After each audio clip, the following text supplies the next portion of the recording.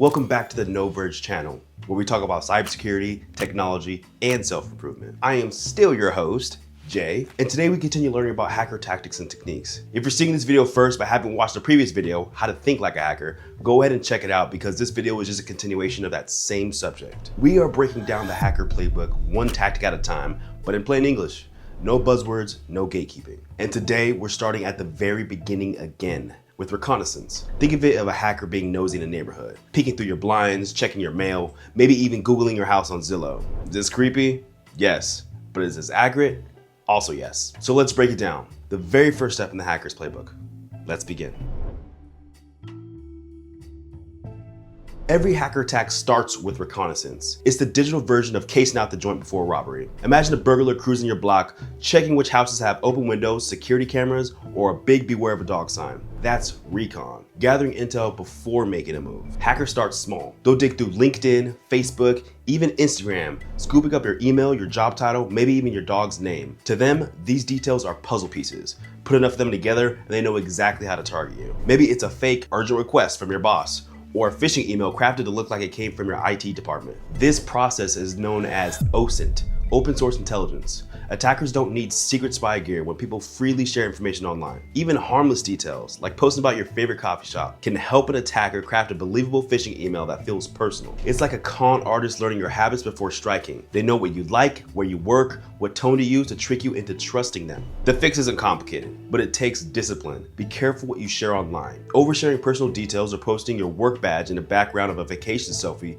is handing hackers free ammo. Security awareness isn't just for the workplace. It starts with personal digital hygiene. This is digital reconnaissance at scale. Hackers build profiles of organizations the same way marketers do, by aggregating public data, cross-referencing systems, and identifying weak spots. For example, if a company blog mentions migrating to a new cloud platform, an attacker now knows how to tailor a phishing lure around fake login pages. It's like leaving a flyer on the street that says, "Our vault is protected by this exact model of safe, and here's the delivery schedule for the armored truck." Harmless to the public, but a gold mine for someone who's casing out the joint. The defense here is about limiting exposure. Companies should think twice about what they publish, from technical job descriptions to internal process details. Employees should avoid revealing sensitive systems in job interviews or on LinkedIn. Hackers are listening, even when you think nobody is. Now that's reconnaissance. Hackers lurking in the digital bushes, quietly building their playbook before they even touch a keyboard. Next comes resource development, because every heist needs good supplies. Before hackers strike, they need supplies. Just like a burglar wouldn't show up to a heist without a crowbar or a getaway car, hackers don't start without tools, accounts, and infrastructure to back them up. Resource development is where they quietly gather everything they'll need to make the job easier. Hackers don't always launch attacks from their personal laptops at home. Doing that would leave a clear trail back to them. Instead, they rent cloud servers, purchase domains, or spin up fake websites designed to mimic trusted brands. A phishing email might direct you to a login that looks identical to your bank or company portal, but in reality, it's hosted on a server that an attacker set up in minutes, often paid for with a stolen credit card or crypto. Some attackers even go as far as building an entire botnet, armies of compromised computers spread around the world. Then they use these as disposable infrastructure. By bouncing traffic through these systems, they make it incredibly difficult for defenders to trace the attack back to its true source. Defenders can fight back by monitoring for lookalike domains, setting alerts when suspicious registrations pop up, and analyzing traffic for unusual connections to new created websites. It's like spotting counterfeit keys before a burglar has a chance to test them on your lock. Not every hacker is a coding genius writing custom malware. In fact, many don't need to be. Entire marketplaces on the dark web sell ready-to-use ransomware, exploit kits,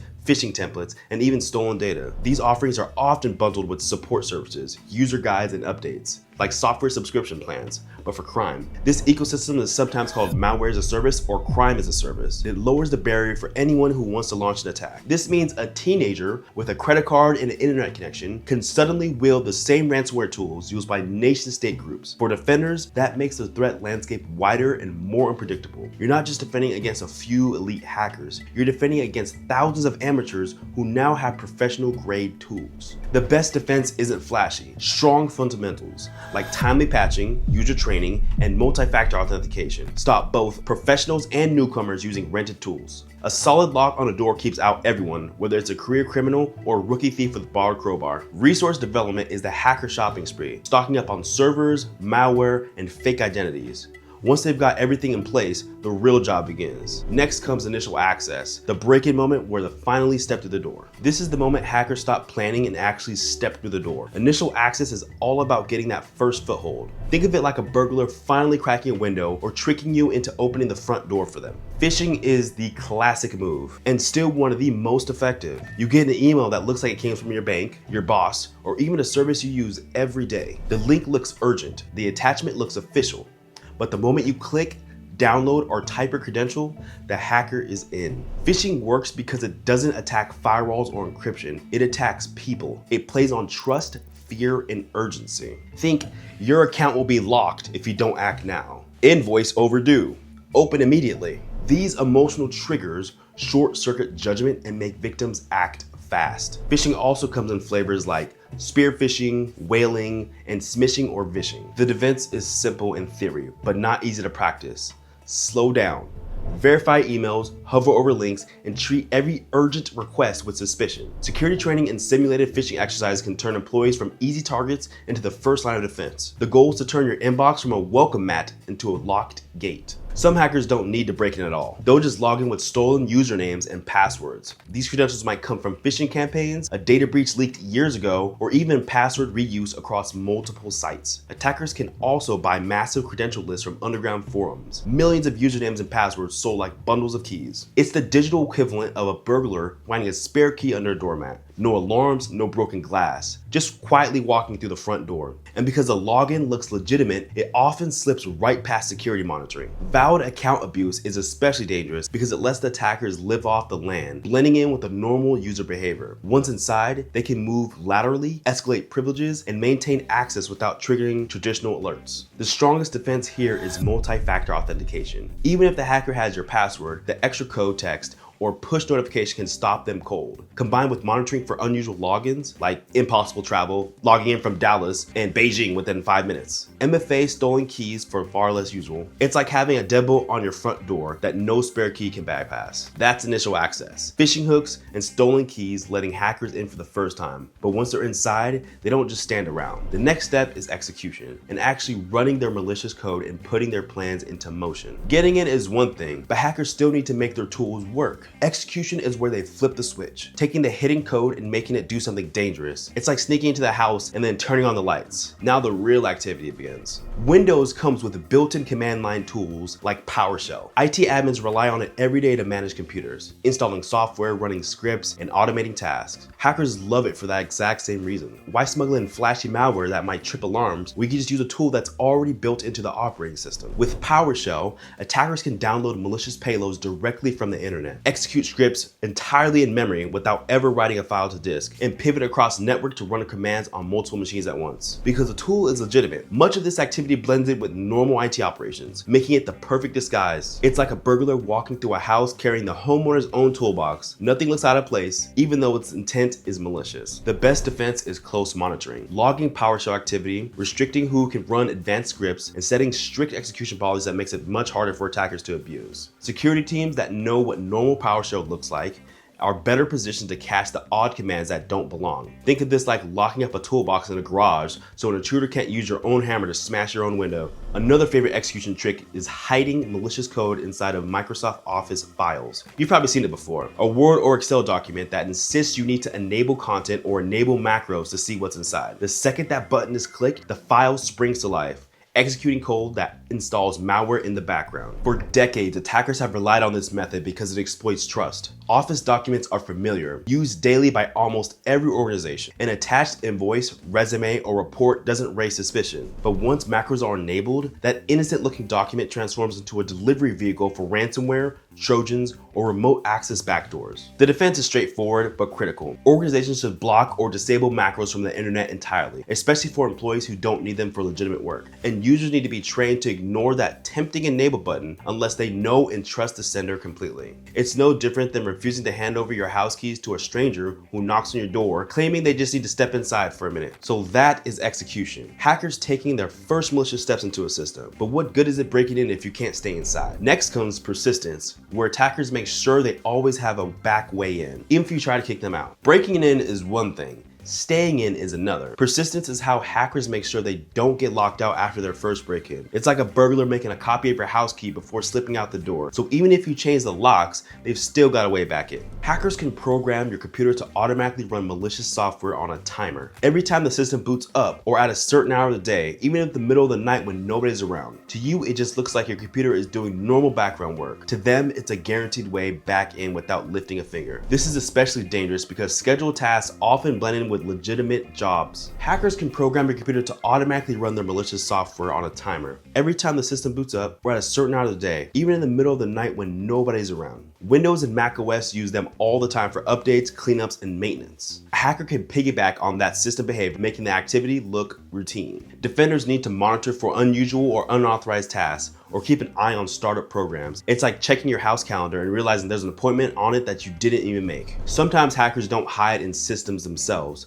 They hide in your web browser. Malicious extensions can survive reboots, record everything you type into a site, steal cookies, or act as a secret backdoor into your online activity. And because extensions are small and often free, they look harmless, which makes them the perfect disguise. Once installed, these extensions can silently collect login info from your bank, email, or work accounts. Or even worse, they can update themselves automatically, pulling in even more malicious features over time without you noticing. The defense is awareness and control. Only install extensions from trusted sources. Keep them updated, and companies should limit what employees can add. Otherwise, you might be giving hackers a permanent seat in your window browser, watching every click and keystroke. That's persistence. Hackers planting seeds that's guaranteed to have them return when they want. But having a key to the house isn't enough if you're stuck in the basement. The next step is privilege escalation, climbing the ladder to gain more control and more access. Getting into a system is one thing, but most of the time, hackers start off with limited rights. Privilege escalation is how they climb the ladder to get admin access, turning from a nosy guest into a homeowner with every key in the house. Hackers love finding old, unpatched software. Maybe it's a server that hasn't been updated in months,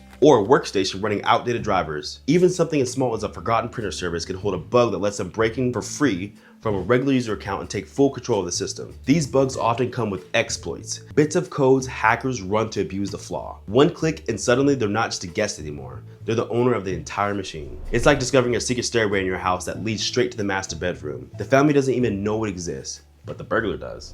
Defenders need to patch systems quickly and consistently. Security updates just aren't IT chores. They're locks on the doors you didn't even know you had. Vulnerability management programs, automated patching, and regular scans all keep these hidden stairways closed. In Windows, tokens are like digital ID cards that prove you are who you say you are and what you're allowed to do. When you log in, the system gives you a token with the permissions stamped on it. Hackers who gain a foothold can steal or forge these tokens, impersonating users with higher privileges, like system administrators. Once they swap their fake ID for the real one, the system treats them as if they belong. Suddenly they're not a guest anymore, they're an administrator, with power to run commands, change settings, and spread deeper into the network. It's like sneaking into a party with someone else's VIP wristband. Security checks the wristband, not the face, and waves a hacker through to all the restricted areas. The defense here is a strong identity monitoring program, watching for accounts behaving strangely, like a basic user suddenly running admin level commands. Limit how often admin tokens are issued, and keep privileged accounts on tight leashes. Catch the imposter before they make themselves out. So we just went over privilege escalation, which is turning small footholds into full control. But once hackers have power, the next move is survival. Defense evasion is where they start covering up their tracks, disabling alarms, and blending into the background so no one notices they're inside. Once hackers have their foothold in the door, the next priority is survival. Defense evasion is all about slipping past alarms, hiding their presence, and making sure that no tools can catch them in the act. It's the digital version of cutting off the wires to the security cameras or sneaking around the shadows where motion detectors can't see them. Malware doesn't always arrive in plain sight. Hackers disguise it by scrambling the code, compressing it, or wrapping it in layers of encryption. The antivirus software, it looks like harmless gibberish, but once it's on the system, the malware can unpack itself and run as intended. Attackers also constantly tweak their files so each version looks slightly different. It helps them slip past traditional signature-based defenses, which are built to catch exact matches. It's like a burglar constantly changing their disguise. New hat, new jacket, different car, so the neighborhood watch never realizes it's the same intruder. Defenders fight this with modern detection tools that look at behavior, not just signatures. If a program is suddenly trying to encrypt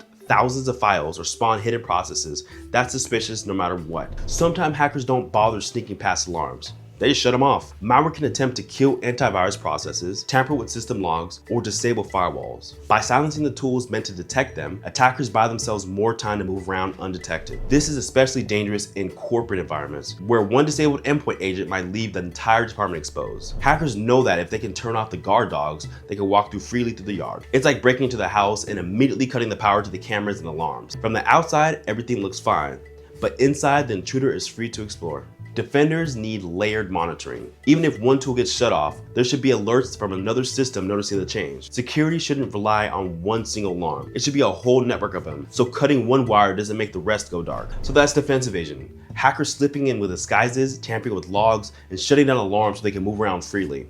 With the coast clear, their next move is to go after the crown jewels, your passwords. Credential access is where they start stealing the keys to everything you own. At this point, hackers aren't just guests inside the house, they want the keys to every room. Credential access is all about stealing usernames, passwords, and authentication tokens. With the right credentials, attackers can unlock new systems, impersonate real users, and move around without raising alarms. Key logging is one of the oldest tricks in the hacker's playbook, and it's still effective today. A small piece of software gets installed on your machine, often hidden in malicious download or bundled with another program. From that moment, every keystroke you type is silently recorded. Usernames, passwords, credit cards numbers, private messages are all captured and sent back to the attacker without you even realizing it. The danger lies in how invisible it is.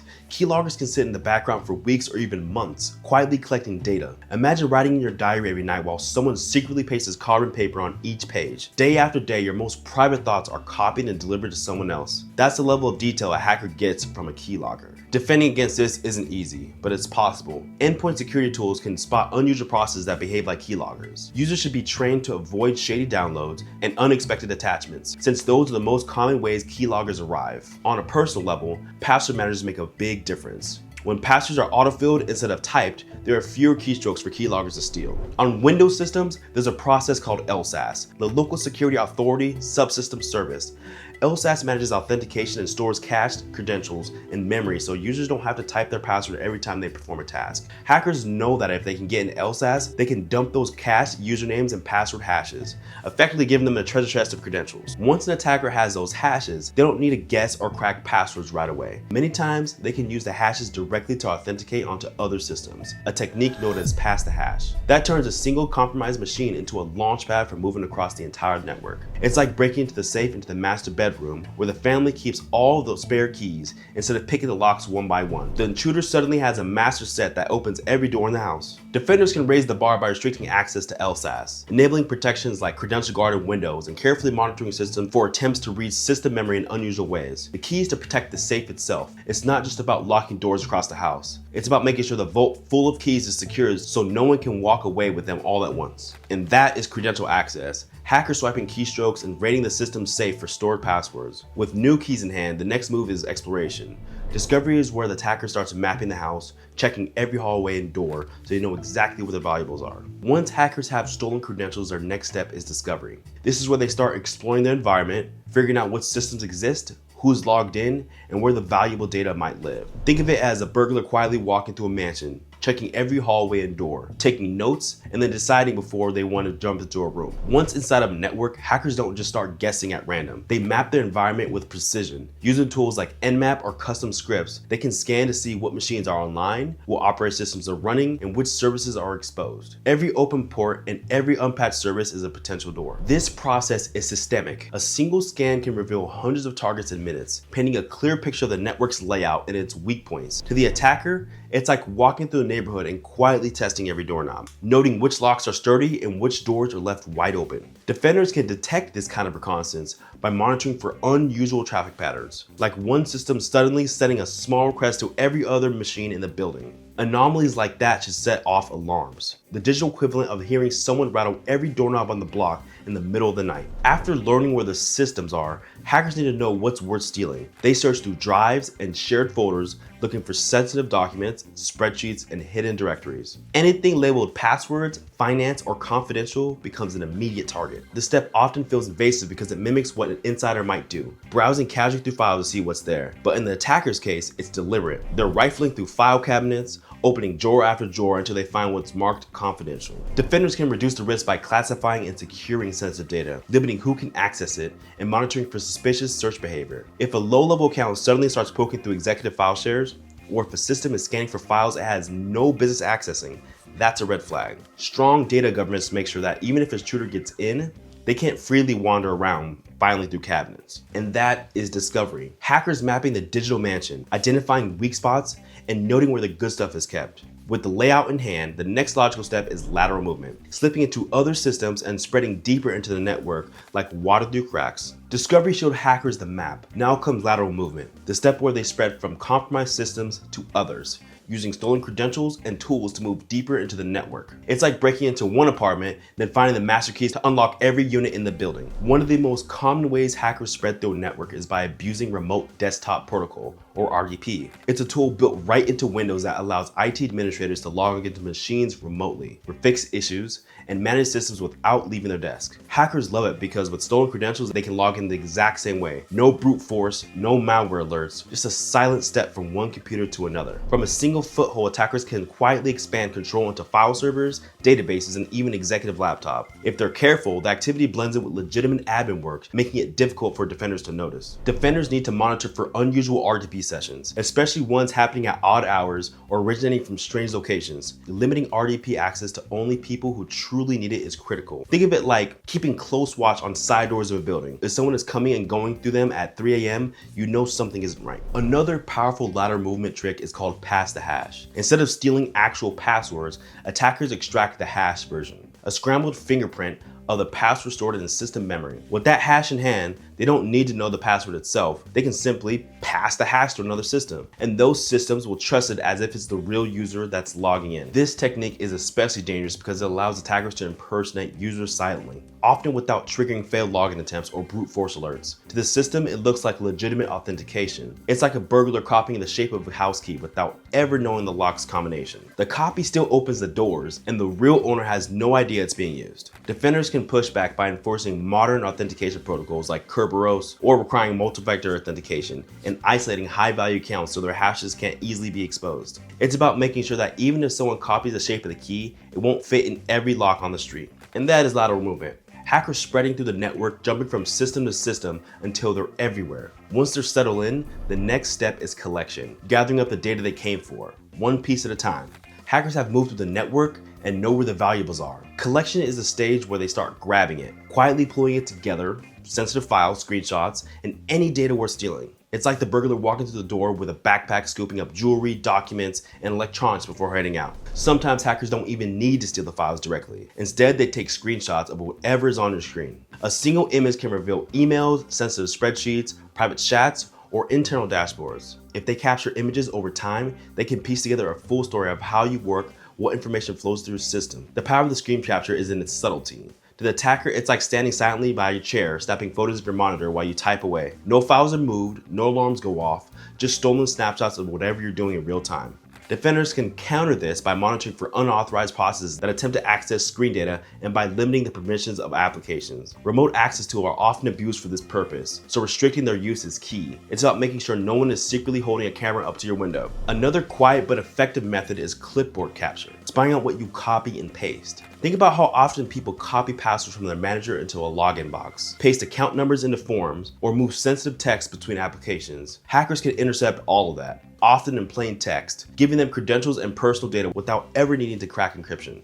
The danger here is that clipboard data is fleeting but powerful. It's like a thief checking your trash every night, scooping up sticky notes you scribbled and tossed away. Individually, they don't seem like much, but together, they can give them the whole picture. Defenders should lean on password managers instead of copying credentials manually, and deploy endpoint protection that can flag clipboard scraping activity. Reducing how often sensitive data is placed in clipboard is the first place for one of the most strongest defenses, and that is collection. Hackers quietly filling their backpack with screenshots and stolen data. But grabbing the goods is only half the job. Next comes command and control, where they open the secret line back to their own systems so they can exploit the data and keep full control over the target. Hackers don't just steal data and run, they need a reliable way to stay connected to the systems they've compromised. command and control, or C2. It's like setting up a secret walkie-talkie between a hacker and your computer. Through this hidden channel, they can send instructions, move data, and maintain control long after the initial break-in. One of the stealthiest ways hackers maintain control over a compromised system is by hiding in plain sight, blending their malicious communications into normal web traffic. Instead of setting up obvious suspicious channels, they make their malware talk to hacker servers through the same ports and protocols used for everyday browsing. To a firewall, it looks like someone is just surfing the web, when in reality, those requests are carrying commands or exfiltrating stolen data. This makes web-based C2 incredibly difficult to detect. It's the equivalent of burglars using a busy subway station as their meeting point. To outsiders, it's just another crowd of commuters. But in the sea of people, stolen goods are being passed hand to hand. Defenders can spot this by monitoring for unusual traffic patterns, like machines reaching out to domains they've never contacted before or sending data at odd hours. Threat intelligence feeds that track known malicious infrastructure also play a big role in blocking traffic before it connects. Another crafty approach is DNS tunneling. DNS, the system that turns website names into IP addresses, is so fundamental to how internets work that most networks let it through without question. Hackers abuse this trust by hiding commands for stolen data inside DNS queries. To security tools, it looks just like a normal phone book lookup. But underneath, attackers are smuggling information in and out. It's like mailing diamonds hidden inside of paperwork. To anyone skimming the package, it looks boring and routine.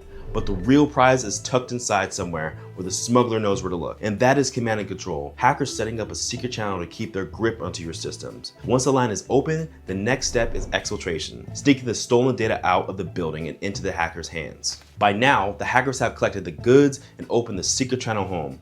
Exfiltration is where they actually steal the data, moving it out of your systems and into theirs. Think of it like a burglar stuffing jewelry and cash into a bag, then slipping quietly out the back door without tripping the alarms. Hackers know defenders watch for suspicious outbound traffic, so instead of sending data directly to their own servers, they piggyback on trusted platforms. Services like Google Drive, Dropbox, or OneDrive make the perfect cover. Employees use them every day to share files, so uploads don't look unusual on the surface. But hidden inside those uploads are company secrets, intellectual property, or financial data being whisked away to attacker-controlled accounts. This technique is effective because it blends theft into normal business behavior. It's like a burglar walking out of a jewelry store carrying a shopping bag from the shop itself. To everyone else, it looks like they just made a purchase, but the bag is stuffed with stolen goods. Defenders can fight back by monitoring which files are leaving the network, setting strict rules for external file sharing services, and using data loss prevention tools to flag sensitive data before it gets uploaded. The goal is to catch the thief before the shopping bag leaves the store. When hackers already have command and control channel open, they often use to slowly drip data back to themselves. Instead of a giant transfer that raises alarms, they exfiltrate files piece by piece, disguising the traffic as part of normal communication with compromised systems. This is low and slow, and makes the theft harder to notice. It's like the burglar tossing stolen items out the window one by one into a waiting getaway car. From inside the house, nothing looks disturbed, but bit by bit the valuables are disappearing. Defenders need to monitor for unusual outbound data flows. Even if the traffic looks like it's headed to known destinations, a workstation that suddenly starts sending large amounts of encrypted data at 3 a.m. is suspicious, no matter how clean the channel looks. Catching these anomalies is about knowing what normal activity should look like and flagging anything that doesn't fit. And that is exfiltration. Hackers quietly smuggling out the loot while trying not to raise suspicion. But sometimes they're not satisfied with just stealing. The final step in the chain is impact, where they flip the table, locking systems, destroying data, and leaving a message you can't ignore. Up until now, the hacker's playbook has been about sneaking, stealing, and staying hidden. But impact is where subtlety goes out the window. This is the moment hackers decide to make noise, encrypting files, destroying your data, or disrupting systems to send a message. It's like the burglar who, instead of being quiet and leaving, is smashing furniture and spray paints the walls on their way out. Ransomware has become the poster child of cyber attacks. Instead of quietly stealing data, hackers lock it away by encrypting files across an organization, then demand payment for decryption keys. Overnight, critical business operations grind to a halt. Hospitals can't access patient records, factories can't run production lines, and families lose access to photos and personal files. The power of ransomware lies in its spread and shock value. Once deployed, it spreads quickly through networks, encrypting thousands of files in minutes. Victims are left staring at ransomware notes, demanding payment in cryptocurrency. For many, it's cheaper or faster to pay than to rebuild, which is exactly what hackers are betting on. The best defense against ransomware is preparation. Reliable offline backups, strong network segmentation to limit the spread, and user training to spot phishing emails that often deliver ransomware are critical. It's the digital equivalent of having a fire escape plan and a second set of keys to the safe, so even if the front door is blocked, recovery is still possible. Not every hacker wants money. Some just want to leave chaos in their wake. Wiper malware looks similar to ransomware at first. It spreads to the system and overwrites files, but with a critical difference. There's no recovery, no decryption key, no ransom to pay. The goal isn't profit, it's pure disruption. These kinds of attacks have been used in politically motivated operations and large-scale cyber warfare. And that is Impact, the grand finale of the hacker's playbook, where the gloves come off and the damage is clear. From reconnaissance to impact, these 14 tactics and their techniques paint a full picture of how real-world attacks unfold. Understanding them isn't just for cybersecurity pros. It's for anyone who wants to see the game the way hackers play it. Because once you understand the playbook, you're already one step closer to stopping it.